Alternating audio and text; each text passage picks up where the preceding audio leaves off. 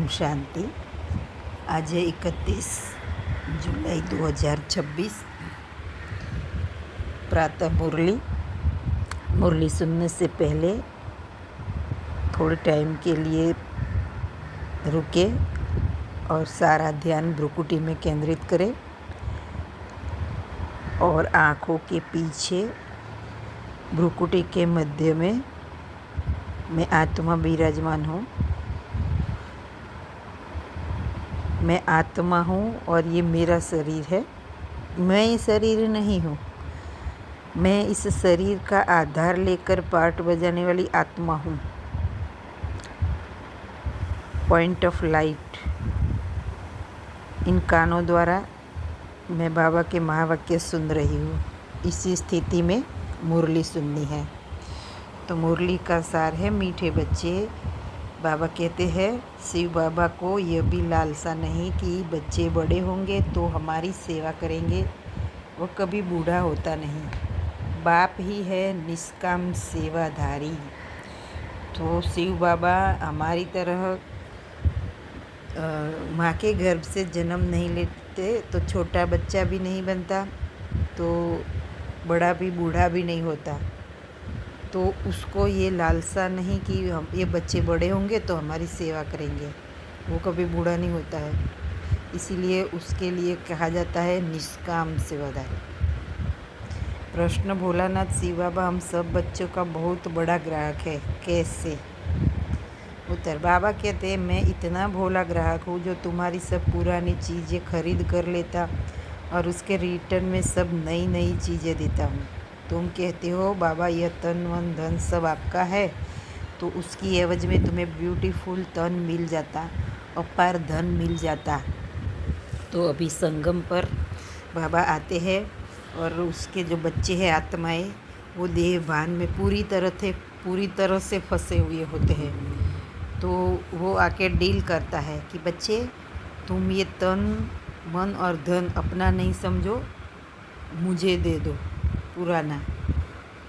तो उससे डिटैच होने के लिए इस शरीर से, पुरानी सोच माना मन से और ये धन से तो डिटैच करने के लिए बाबा ये सौदा करता है कि मुझे दे दो, तो बदले में रिटर्न में मैं तुमको नई सब चीज़ें, तन भी नया, मन भी नया और धन भी, तो ये उसकी एवज में सब मिल जाता है। इसीलिए वो सबसे बड़ा ग्राहक है बच्चों का। गीत है भोलेनाथ से निराला और कोई नहीं, बिगड़ी को बनाने वाला और कोई नहीं। ओम शांति। ये भक्ति मार्ग में गीत गाते हैं। जो भी गीत है सब भक्ति मार्ग के हैं। उनका भी अर्थ बाप समझाते हैं, बच्चे भी समझ जाते हैं कि भोलानाथ किसको कहा जाता है। देवताओं को भोलानाथ नहीं कहेंगे। गाया हुआ है सुदामा ने 2 मुट्ठी अन्न की दी तो महल मिल गए, तो भी कितने समय के लिए? 21 जन्म के लिए। बच्चे समझते हैं कि बाप आकर के भारतवासियों को बरोबर हीरे जवाहरतों के महल देते हैं। किसकी एवज में देते हैं? बच्चे कहते हैं बाबा ये तन मन धन सब आपका है, आपका ही दिया हुआ है। किसको बच्चा पैदा हुआ तो कहते हैं भगवान ने दिया। धन के लिए भी कहते हैं भगवान ने दिया। कहने वाली कौन है? आत्मा। आत्मा बोलती है शरीर का आधार लेकर, तो हम सब आत्माएं हैं। तो बोलने वाली आत्मा है। भगवान अर्थात बाप ने दिया, तो सभी आत्माओं का परमात्मा बाप है, तो भगवान अर्थात बाप ने दिया। बाप कहते हैं सब कुछ तुमको अब देना होगा, उसकी एवज में हम तुमको बहुत ब्यूटीफुल तन ट्रांसफ़र कर देंगे, अपार धन देंगे। लेकिन किसको देंगे? जरूर बच्चों को ही देंगे। लौकिक बाप से अल्पकाल के लिए धन मिला है, बेहद का बाप हमको बेहद का वर्षा देंगे। बाप समझाते हैं ज्ञान और भक्ति में रात दिन का फर्क है। भक्ति में अल्पकाल के लिए मिलता है, धन है तो सुख है। धन के बिगर मनुष्य कितने दुखी होते हैं। धन है तो खाना भी अच्छा मिल सकता है, कपड़े अच्छे, रहने का स्थान भी अच्छा, बीमार हो तो दवाई भी अच्छी करा सकते हैं। तो इसीलिए बाबा कहते हैं धन के बगैर मनुष्य कितने दुखी होते हैं। बच्चे जानते बाबा हमको अथाह धन देते हैं, इसलिए खुशी होती है। सुख धाम में तो सुख की कोई कमी नहीं। हर एक को अपनी अपनी राजधानी है। उसको कहा जाता है पवित्र गृहस्थ आश्रम। तो बाप कितना भोला है, क्या लेते हैं और क्या देते हैं। कितना अच्छा ग्राहक है बाप। यूँ भी बच्चों का तो बाप ग्राहक ही है। बच्चा पैदा हुआ और सारी मिल्कियत उनकी है। वह होते हैं हद के ग्राहक। यह है बेहद का भोलानाथ, बेहद के बच्चों का ग्राहक। तो लौकिक में भी जो पिता का होता है वो सारा ही बच्चों का होता है। सारी प्रॉपर्टी वो सब कुछ बाप सब कुछ बच्चों के लिए ही करता है। तो यहाँ भी शिव बाबा हम बच्चों के लिए ये सारी मिल्कियत देते हैं, ज्ञान सुनाते हैं। ज्ञान धन जो है वो बेहद का भोलानाथ, बेहद के बच्चों का ग्राहक। बाप कहते हैं मैं परम धाम से आया हूँ, पुराना सब कुछ तुमसे लेकर नई दुनिया में तुमको सब कुछ देता हूँ, इसलिए दाता कहा जाता है। दाता भी इन जैसा और कोई नहीं, निष्काम सेवा करते हैं। बाप कहते हैं मैं निष्काम ही हूँ, मेरे को कोई भी लालसा नहीं। ऐसे तो नहीं कहता हूँ कि बच्चों का काम है बूढ़े बाप की संभाल करना, क्योंकि हमने तुम्हारी संभाल की है। नहीं, यह कायदा होता है बाप बूढ़ा हो तो बच्चे उनकी संभाल करें। ये बाप तो कभी बूढ़ा होता नहीं, सदैव जवान है। आत्मा कभी बूढ़ी नहीं होती, ये तो जानते हो। लौकिक बाप बच्चों में उम्मीद रखते हैं कि हम बूढ़ा होगा तो बच्चे हमारी सेवा करेंगे। बल सब कुछ बच्चों को देते हैं, फिर भी सेवा तो होती है। ये शिव बाबा कहते हैं मैं हूँ ही अभोक्ता, मैं कभी खाता ही नहीं हूँ, मैं आता ही हूँ सिर्फ बच्चों को नॉलेज देने। सुप्रीम रूहों को बैठ समझाते हैं। रूह ही सुनती है, हर एक बात रूह करती है। संस्कार भी रूह ले जाती है, जिसके आधार पर शरीर मिलता है। यहाँ मनुष्यों की अनेक मतें हैं। कोई कहते हैं रूह परमात्मा ही ठहरा, उनको कुछ भी लेप छेप नहीं लगता है। आत्मा निर्लेप कह देते हैं। अगर आत्मा निर्लेप होती तो क्यों कहते पाप आत्मा पुण्य आत्मा। अगर आत्मा निर्लेप है तो कहा जाए पाप शरीर पुण्य शरीर। तो जो भी लेप छेप लगता है वो आत्मा में, शरीर तो एक साधन है आत्मा को पाठ बजाने के लिए।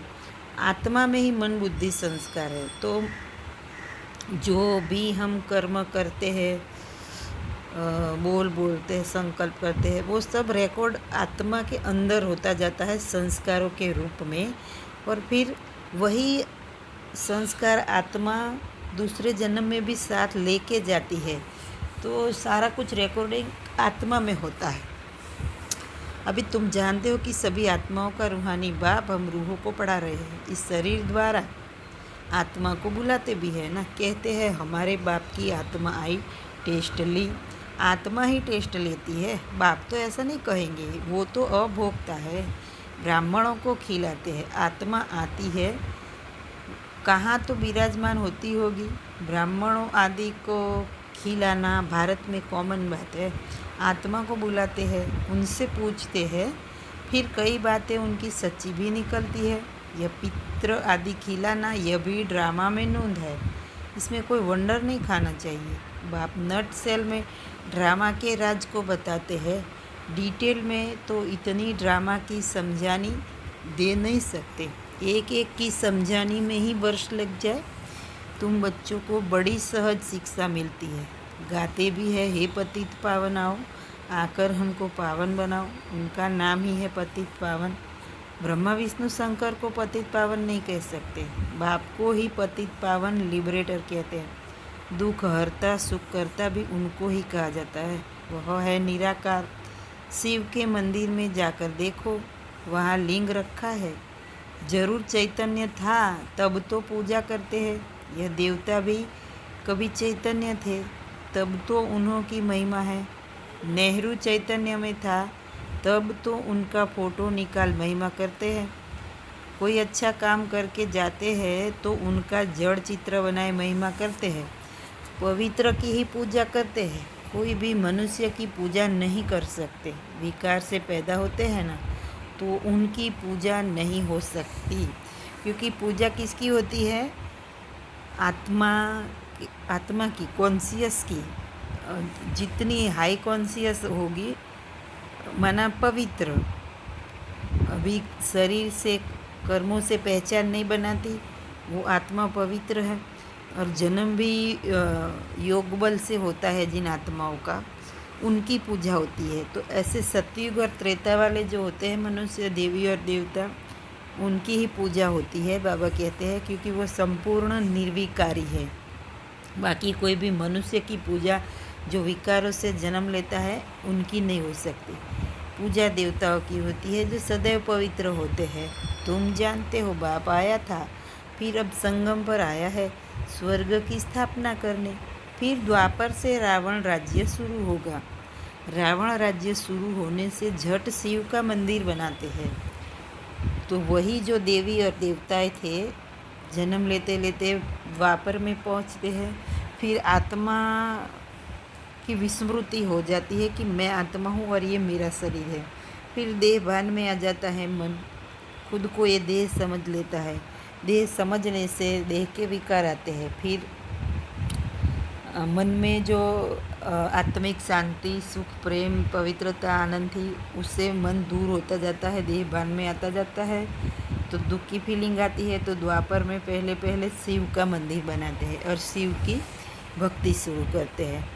तो अभी तो चैतन्य में शिव नॉलेज सुना रहे हैं। जो भक्ति हमने की, वो अभी चैतन्य में आकर हमको नॉलेज सुना रहे हैं। वह सत्य है, चैतन्य है, उनकी ही महिमा गाई जाती है। निराकार को शरीर तो चाहिए ना, तो बाप ही आकर विश्व को हेवन बनाते हैं। उस हेवन में राज्य करने के लिए तुम पुरुषार्थ कर रहे हो, स्वर्गवासी तुम बन रहे हो। निराकार परम पिता परमात्मा ज्ञान का सागर है, परंतु सुनाए कैसे? वो ज्ञान का सागर है, लेकिन शरीर में आकर जब बोले तब तो हमें उसका रोल मालूम चले कि वो कैसा है।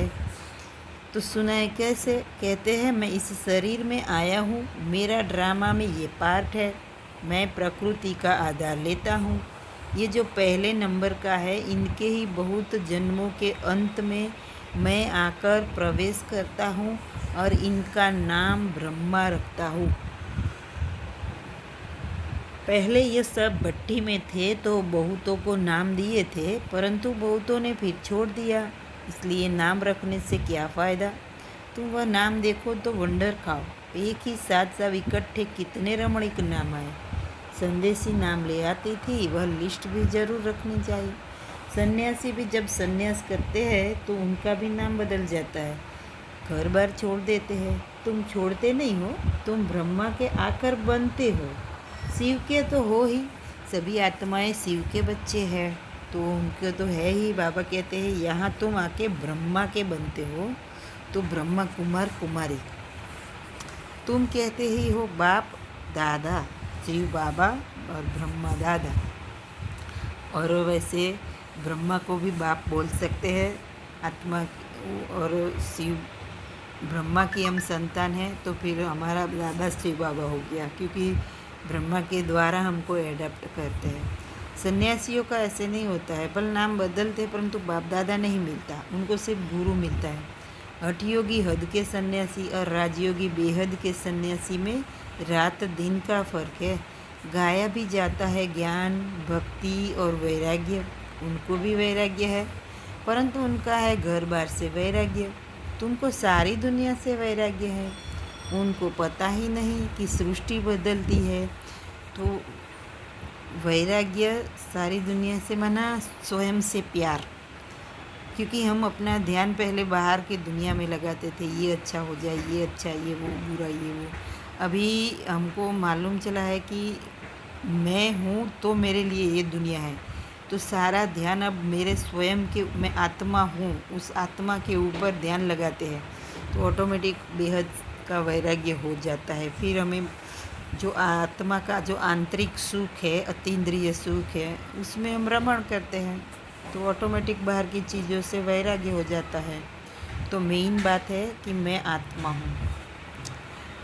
तो उनको पता ही नहीं कि सृष्टि बदलती है। तुम्हारा है बेहद का वैराग्य, यह सृष्टि खलास होनी है, तुम्हारे लिए नई दुनिया बन रही है, वहाँ जाना है, परंतु पावन होने बिगड़ तो वहाँ जा नहीं सकते। तो पावन होना माना आत्मा अपनी ओरिजिनल फॉर्म में लौट आए, जो द्वापर से हमने देह से पहचाने बनाई है कि मैं ये देह हूँ, और उसके आधार पर कर्म करते आए, फिर विकारों के वश कर्म करते आए, ओल्ड बिलीफ सिस्टम से जो कर्म करते आए, उन सब से निकलकर अब आत्मिक स्थिति में अपने ओरिजिनल फॉर्म में वापस आना और आत्मा के सातों गुणों का स्वरूप बन जाना, तो वो है पावन बनना।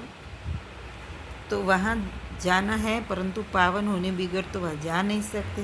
दिल में जचता है बरोबर नई दुनिया में देवी देवताओं का राज्य था, जो बाप अब स्थापन करते हैं। तुम जानते हो शिव बाबा को याद करने से हम पुण्य आत्मा बन जाएंगे। उनको याद करना माना इस शरीर से अलग हो जाना, डिटैच्ड, नथिंगनेस में टिकना, बीइंग में टिकना। अब डूअर बने हैं, डूअर से बीइंग में आना। उनको याद करने से अपना ये ओरिजिनल फॉर्म याद रहेगा कि मैं बीइंग हूँ, डूअर नहीं हूँ। नथिंगनेस में टिकना, ये सारी पहचाने बनाई है, उनसे अपने ओरिजिनल फॉर्म में लौटना। तो यह पुण्य आत्मा बनना है। बड़ा सहज, परंतु याद भूल जाती है। भक्ति मार्ग की रस्म रिवाज बिल्कुल ही अलग है। वापिस अपने घर तो कोई जा नहीं सकता। पुनर्जन्म सबको जरूर लेना है। घर जाने का समय एक ही है। फलाना मोक्ष को प्राप्त हुआ, ये तो गपोड़ा है। बाप कहते हैं कोई भी आत्मा बीच से वापिस नहीं जा सकती, नहीं तो सारा खेल बिगड़ जाए। आना और जाना दो हो तो सारा खेल इम्बैलेंस हो जाए।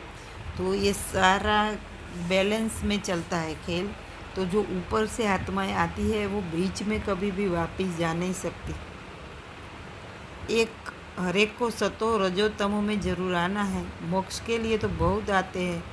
समझाया जाता है मोक्ष होता नहीं, यह तो अनादि बना बनाया ड्रामा है। कोई परमानेंटली इस दुनिया से छूटकर अपने घर परमधाम में बैठ जाए तो बाबा कहते हैं ये तो कभी नहीं होता। हर एक को अपना पार्ट बजाने इस सृष्टि रूपी रंगमंच पर आना होता है, क्योंकि ये अनादि बना बनाए हर आत्मा में अपना पार्ट रिकॉर्डेड है, तो वो प्ले करने आना ही पड़ता है।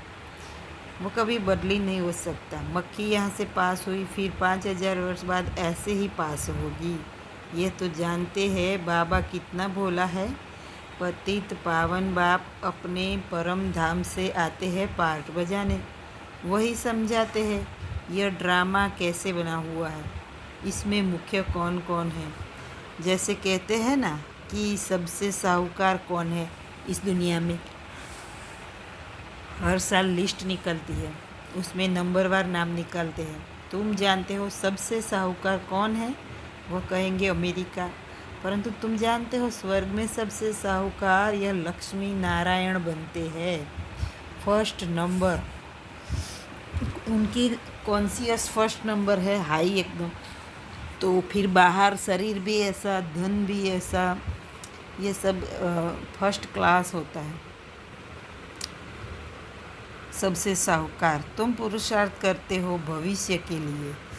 तो लक्ष्मी नारायण माना बेफिक्र अवस्था, निश्चिंत अवस्था, आत्मिक अवस्था है बेफिक्री की, निश्चिंता की अवस्था। तो फिर सबसे साहूकार बन जाते हैं। तुम पुरुषार्थ करते हो भविष्य के लिए, सबसे बड़ा साहूकार बनने के लिए। ये रेस है। इन लक्ष्मी नारायण जैसा साहूकार कोई होगा? अल्लाह अव्वल दिन की स्टोरी भी बनाते हैं। ठगा करने से कुबेर का खजाना मिल गया। बहुत किस्म किस्म के नाटक बनाते हैं। अभी तुम्हारी बुद्धि में है यह शरीर छोड़ स्वर्ग में जाएंगे, हमको कारून का खजाना मिलेगा। बाप कहते हैं मुझे याद करने से माया एकदम भाग जाएगी। बाप को याद नहीं करते तो माया फिर तंग करती है। तो माया क्या है? हमारे ही पुराने स्वभाव, संस्कार, संकल्प। तो बातों पर ध्यान न देकर बाप को याद करना।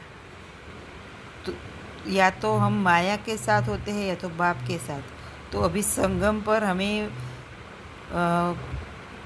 दूसरी और बातों पर ध्यान न लगाकर बाबा में ध्यान लगाना है, बाप को याद करना है। तो बाबा कहते हैं मुझे याद करने से माया एकदम भाग जाएगी। बाप को याद नहीं करते तो फिर माया तंग करती है, फिर मन में उलझुल बातें चलती रहती है। एक संकल्प आया, दूसरा आया, इसके पीछे पीछे और आए और मन भी और इसमें फंसता जाता है उस लूप में। तो बाबा कहते हैं सब छोड़ो और मुझे याद करो। तो कहते हैं बाबा हमको माया के तूफान बहुत आते हैं। अच्छा, बाप को बहुत प्यार से याद करो तो तूफान उड़ जाएंगे, सब बातों पर फुल स्टॉप लग जाएगा। बाकी नाटक आदि बैठ बनाए हैं, बात है कुछ भी नहीं। ये सारे जो नाटक है वो बस नाटक ही है, उसमें अटकना नहीं है, अपनी ओरिजिनल स्थिति में स्थित। और जो हमारे मन के अंदर सारे नाटक की जो स्टोरियाँ भरी है, तो बाबा कहते हैं वो कुछ भी नहीं नाटक है। तो उसमें अटके बिना अपनी ओरिजिनल स्थिति में स्थित रहो और बाप को याद करो। बाप को याद करना माना प्रेजेंट में रहना, न पास्ट न फ्यूचर की चिंता। नाव में रहेंगे तो ही बाबा को याद कर सकेंगे। बाप कितना सहज बताते, सिर्फ बाप को याद करो तो तुम्हारे में जो अलाय है वह निकल जाएगी और कोई तकलीफ नहीं देते। आत्मा जो पवित्र सच्चा सोना थी वह अब झूठी बन गई है, फिर सच्ची बनेगी। आत्मा के अंदर जो मन है उसमें सारा भरा है, देह का भान, ये वो। तो बाबा को याद करेंगे तो वो सारी पुरानी बिलीफ सिस्टम वो सब निकल जाएगा और कोई तकलीफ़ नहीं देते बाबा। बस बाप को याद करो। आत्मा जो पवित्र सच्चा सोना थी वह झूठी बन गई, फिर सच्ची बनेगी। इसी याद अग्नि से आग में डालने बिगर सोना पवित्र हो न सके, तो इसको भी योग अग्नि कहते हैं। है याद की बात। वो लोग तो अनेक प्रकार के हठ योग सिखलाते हैं, तुमको तो बाप कहते हैं उठते बैठते याद करो। आसन आदि कहाँ तक तुम लगाएंगे? ये तो चलते फिरते काम करते याद में रहना है। भले बीमार हो तो यहाँ लेटकर भी बाप को याद कर सकते हो। शिव बाबा को याद करो और चक्र फिराओ। बस उन्होंने फिर लिखा है, गंगा का तट हो, अमृत मुख में हो। गंगा के किनारे तो गंगा जल ही मिलता है, इसलिए मनुष्य हरिद्वार में जाकर बैठते हैं। बाप तो कहते हैं तुम कहाँ भी बैठो, भल बीमार हो, सिर्फ बाप को याद करो। स्वदर्शन चक्र फिराते रहो, तब प्राण तन से निकले। ये प्रैक्टिस करनी पड़े। इस भक्ति मार्ग की बातों में और इस ज्ञान मार्ग की बातों में कितना रात दिन का फ़र्क है। बाप की याद से तुम स्वर्ग के मालिक बन जाएंगे। वो तो लड़ाई वालों को कहते हैं कि जो युद्ध के मैदान में मरेगा वह स्वर्ग में जाएगा। वास्तव में युद्ध यही है। उन्होंने कौरव पांडव का लश्कर दिखाया है। महाभारत लड़ाई हुई, फिर क्या हुआ? रिजल्ट कुछ भी नहीं, बिल्कुल ही घोर अंधियारा है। कुछ भी समझते नहीं, इसलिए अज्ञान अंधियारा कहा जाता है। सच्ची समझ नहीं, अज्ञान का अंधियारा है।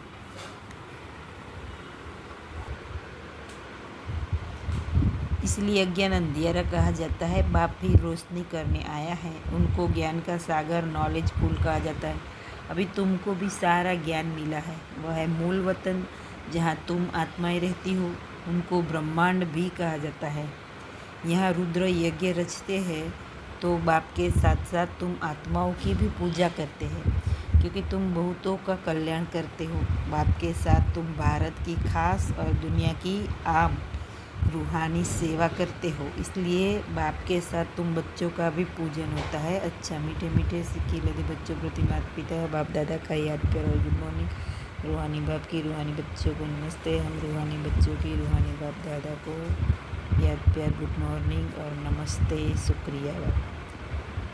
धारणा के लिए मुख्य सार, पहला पॉइंट, माया के तूफानों को भगाने के लिए बाप को बहुत बहुत प्यार से याद करना है। आत्मा को योग अग्नि से सच्चा सच्चा सोना बनाना है। तो पहली पॉइंट है याद की, माया के तूफानों को भगाने के लिए बाप को बहुत बहुत प्यार से याद करना है। ये आत्मा को योग अग्नि से सच्चा सच्चा सोना बनाना है। दूसरी पॉइंट, बेहद का वैरागी बन इस पुरानी दुनिया को भूल जाना है। दुनिया बदल रही है, नई दुनिया में जाना है, इसलिए इससे संन्यास ले लेना है। वरदान, कदम कदम पर सावधानी रखते हुए पद्मों की कमाई जमा करने वाले पद्मपति भव। बाप बच्चों को बहुत ऊंची स्टेज पर रहने की सावधानी दे रहे हैं, इसलिए अभी जरा भी गफलत करने का समय नहीं है।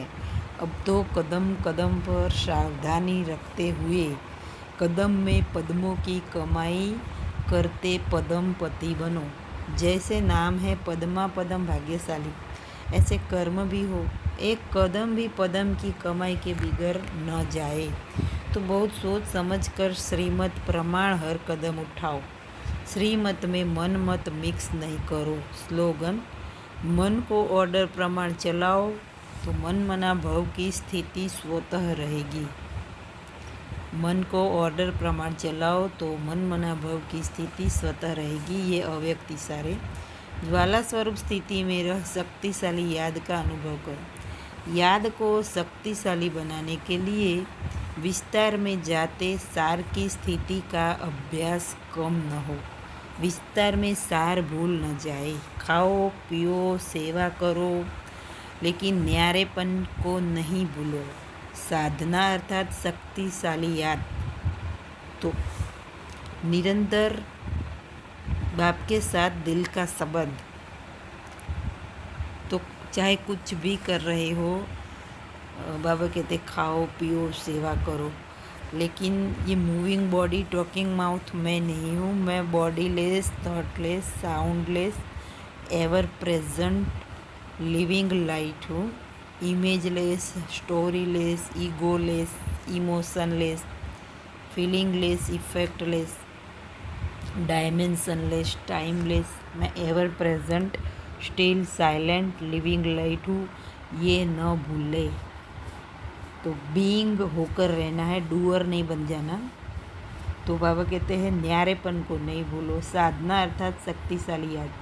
निरंतर बाप के साथ दिल का संबंध। साधना इसको नहीं कहते कि सिर्फ योग में बैठ गए, लेकिन जैसे शरीर से बैठते हो वैसे दिल मन बुद्धि एक बाप की तरफ, बाप के साथ साथ बैठ जाए। ऐसी एकाग्रता ही ज्वाला को प्रज्वलित करेगी। ओम शांति। थैंक यू बाबा, शुक्रिया।